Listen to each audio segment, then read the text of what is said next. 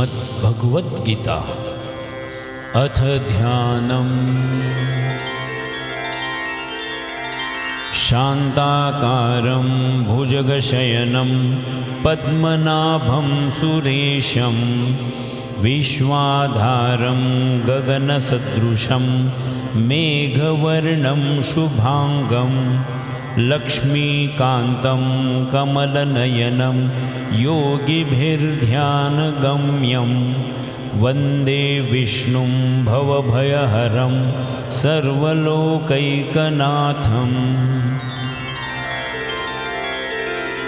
अर्थ: जिनकी आकृति अतिशय शांत है, जो शेषनाग की शैया पर शयन किए हुए हैं, जिनकी नाभि में कमल है, जो देवताओं के भी ईश्वर और संपूर्ण जगत के आधार हैं, जो आकाश के सदृश सर्वत्र व्याप्त हैं, नील मेघ के समान जिनका वर्ण है, अतिशय सुंदर जिनके संपूर्ण अंग हैं, जो योगियों द्वारा ध्यान करके प्राप्त किए जाते हैं, जो संपूर्ण लोकों के स्वामी हैं, जो जन्म मरण रूप भय का नाश करने वाले हैं, ऐसे लक्ष्मीपति कमल नेत्र भगवान श्री विष्णु को मैं प्रणाम करता हूँ।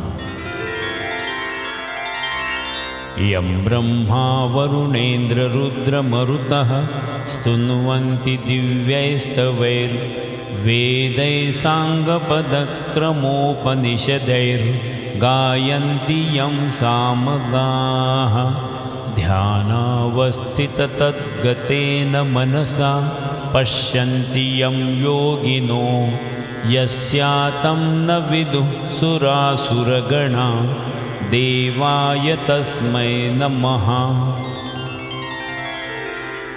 अर्थ: ब्रह्मा, वरुण, इंद्र, रुद्र और मरुद्गण दिव्य स्तोत्रों द्वारा जिनकी स्तुति करते हैं, सामवेद के गाने वाले अंग, पद, क्रम और उपनिषदों के सहित वेदों द्वारा जिनका गान करते हैं, योगी जन ध्यान में स्थित तद्गत हुए मन से जिनका दर्शन करते हैं, देवता और असुरगण कोई भी जिनके अंत को नहीं जानते, उन परम पुरुष नारायण देव के लिए मेरा नमस्कार है।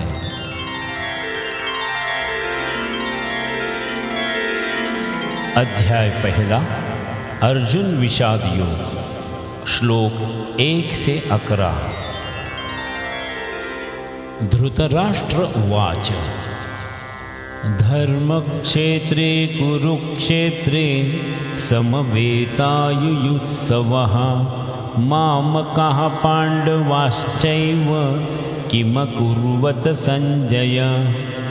धृतराष्ट्र बोले, हे संजय, धर्म भूमि कुरुक्षेत्र में एकत्रित युद्ध की इच्छा वाले मेरे और पांडु के पुत्रों ने क्या किया?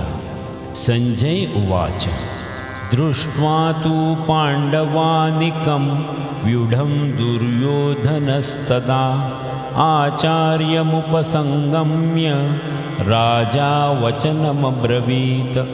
संजय बोले, उस समय राजा दुर्योधन ने व्यूह रचना युक्त पांडवों की सेना को देखकर और द्रोणाचार्य के पास जाकर यह वचन कहा, पश्यैतां पाण्डुपुत्राणाम् आचार्य महतिं चमुं व्यूढ़ां द्रुपदपुत्रेण तव शिष्येण धीमता।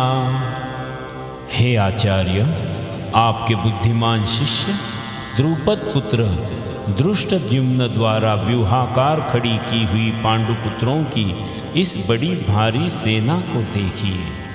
अत्र शूरा महेश्वासा भीमार्जुन समायुधे युयुधानो विराटश्च द्रुपदश्च महारथः दृष्टकेतुश्चेकितानः काशीराजश्च वीर्यवान् पुरुजित् कुन्तिभोजश्च शैब्यश्च नरपुङ्गवः युधामन्युश्च विक्रान्त उत्तमौजाश्च वीर्यवान् सौभद्रो द्रौपदेयाश्च सर्व एव महारथः।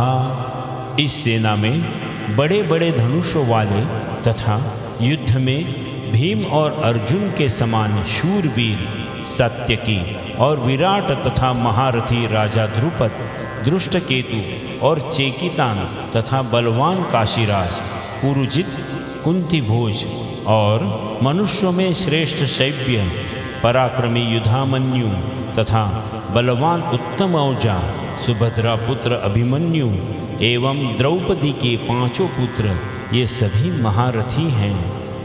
अस्माकं तु विशिष्टाये तान्यबोधद्विजोत्तम नायका मम सैन्यस्य संज्ञार्थं तान् ब्रवीमि ते। हे ब्राह्मण श्रेष्ठ, अपने पक्ष में भी जो प्रधान हैं उनको आप समझ लीजिए। आपकी जानकारी के लिए मेरी सेना के जो सेनापति हैं उनको बतलाता हूँ।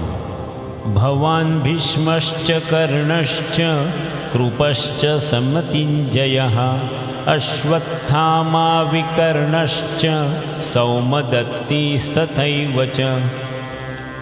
आप द्रोणाचार्य और पितामह भीष्म तथा कर्ण और संग्राम विजयी कृपाचार्य तथा वैसे ही अश्वत्थामा, विकर्ण और सोमदत्त का पुत्र भूरिश्रवा, अन्ये च बहवः शूरा मदर्थे त्यक्तजीविताः नानाशस्त्रप्रहरणाः सर्वे युद्धविशारदाः।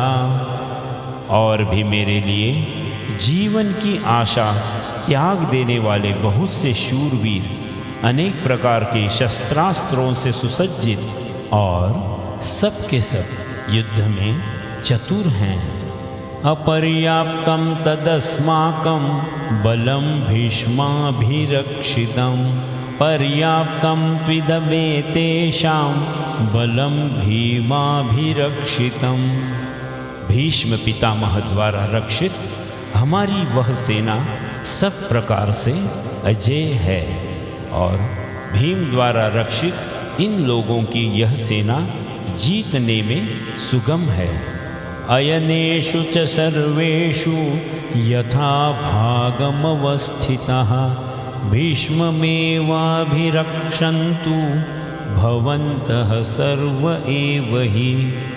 इसलिए सब मोर्चों पर अपनी अपनी जगह स्थित रहते हुए आप लोग सभी निस्संदेह भीष्म पितामह की ही सब ओर से रक्षा करें।